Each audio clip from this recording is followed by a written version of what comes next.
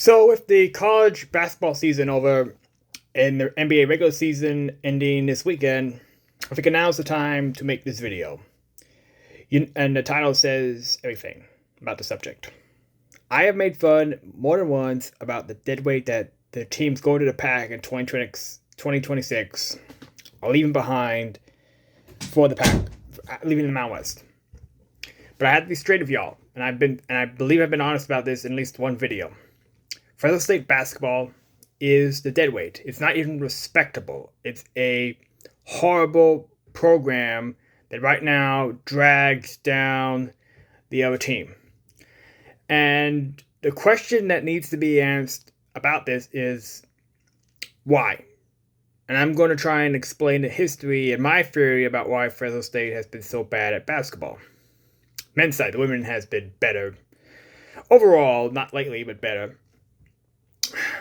And it's not from a lack of caring. I promise you, people here do care about basketball and have been trying to fix it. We've just been unable to do it.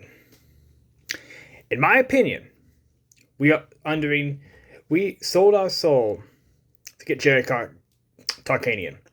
Let me explain. A few years after Jerry was fired from UNLV, there were people in this community, typically Armenians, and you need to understand something. Fresno used to have, I believe, the highest percentage or highest total amount of Armenians in America. And I believe we're still in the top 5 at least. And a lot of these Armenians had money. And a lot of them wanted Jerry Tarkanian to be the head coach. And the university really didn't want to do it.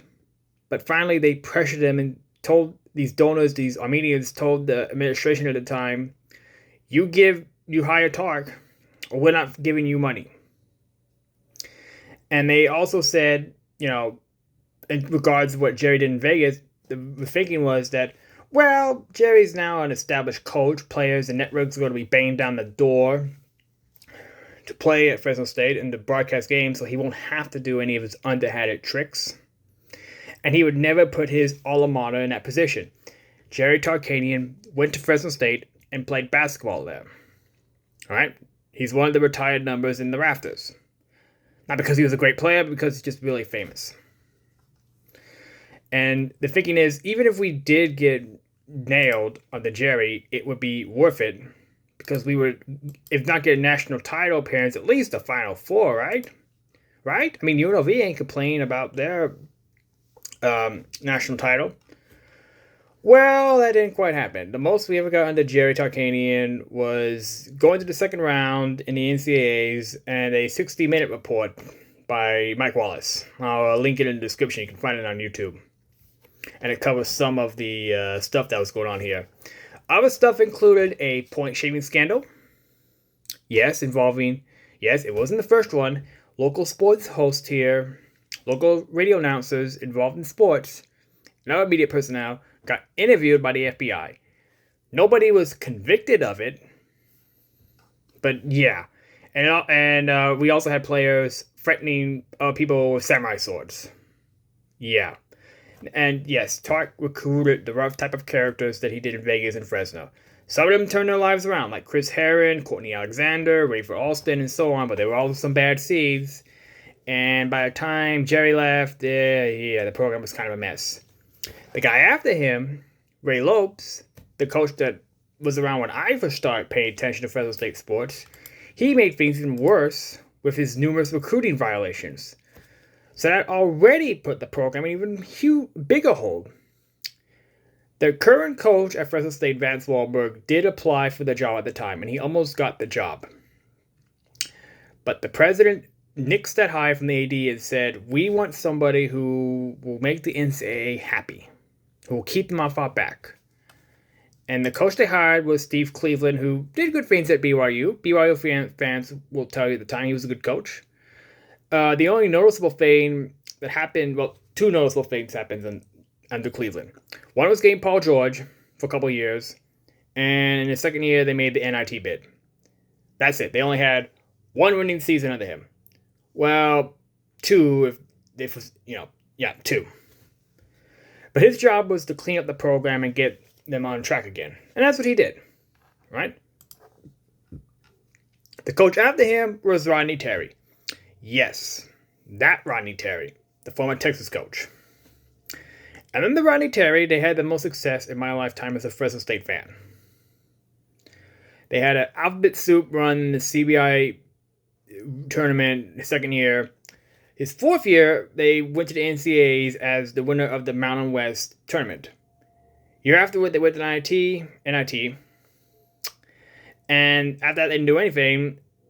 So, and then Rodney Terry went back to Texas.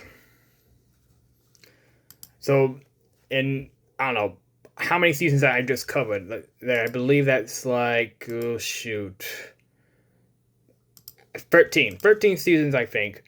I've covered 2 NIT tournament appearances and 1 conference title in a tournament, which was a one and done in the NCAAs to Utah.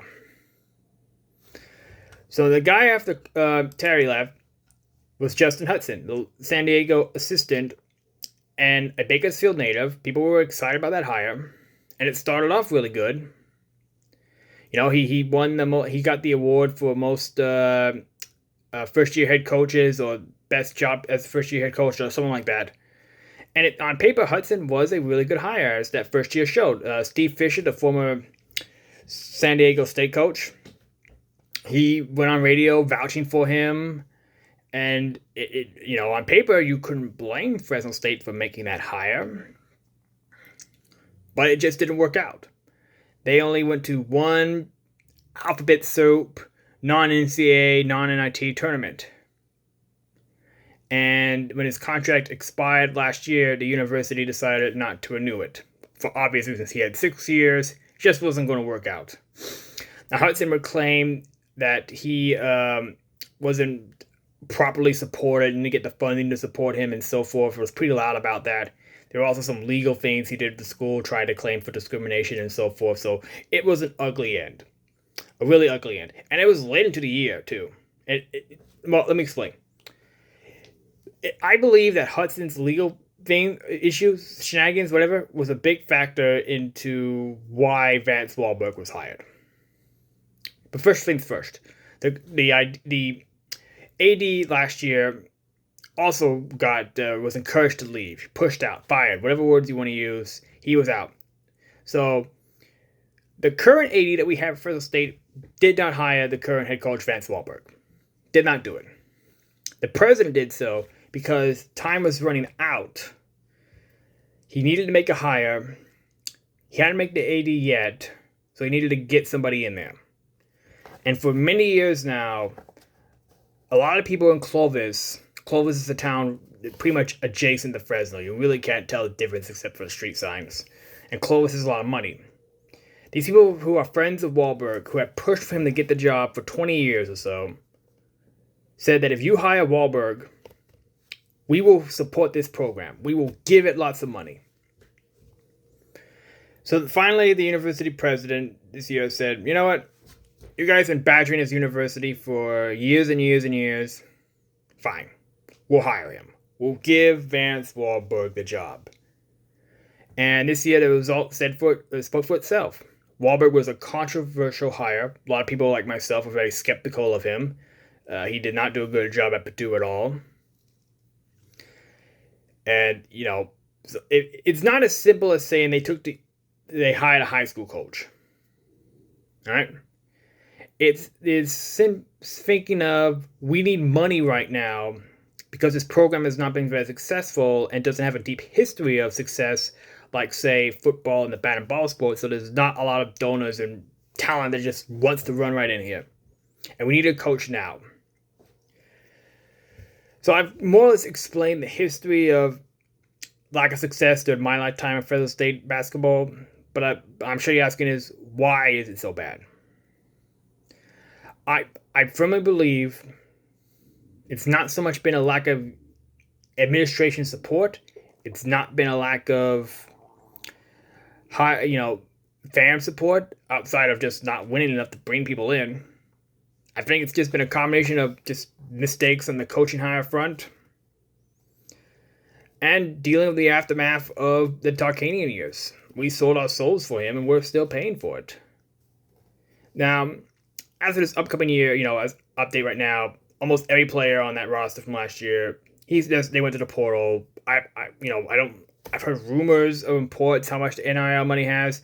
I know Wahlberg recently went on a couple weeks ago saying he was going to pitch his own personal money in the NIL and transfer portal. So he has to win this year. If not, they're going to start over in the pack. But it's not from an issue of fan support. It's not from an issue of, like I said, not wanting to win or not caring. It's just really been bad coaching hires and time and circumstance. So, we're trying to fix it. We're trying to fix it. And I also want to say something real quick. Now is the Holy Week for Christians. I am a Christian as well. And I think we should all, take a moment to hope worldwide there's no suicide bombings, there's no incidents that cause pain and suffering. This is not going to be a religious channel, but I think, it's a huge event. Palm Sunday is this weekend. And if you're a Christian or any kind of person of faith, please pray for these people. It's going to be, In America, there's a lot more turmoil for people of faith than, of this faith. All right, so let's just, all right. I'll react to San Diego State series soon. Hopefully it's a good one because boy, the baseball team needed.